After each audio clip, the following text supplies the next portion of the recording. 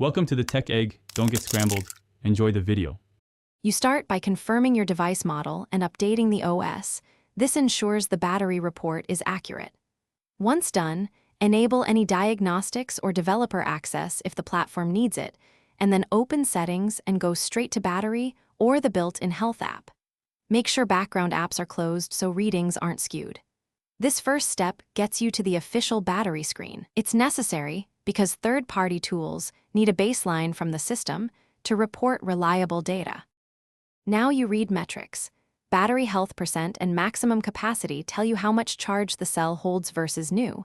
Note the cycle count because it indicates wear. Once those values are visible, review peak performance status and recent charge history to see abnormal drops. If you want more detail, run the manufacturer's diagnostics or a trusted app.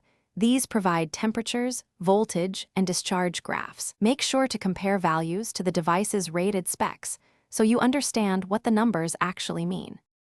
Finish by deciding what to do.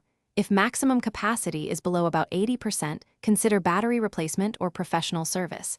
If it's higher, optimize settings, lower brightness, limit background refresh, and avoid extreme temperatures. Once you change settings, charge normally and monitor the next 24-48 hours. Make sure to back up important data before any repair. If readings look inconsistent, restart the device, install OS updates, and rerun diagnostics. This resolves many false readings and tells you whether hardware service is truly needed.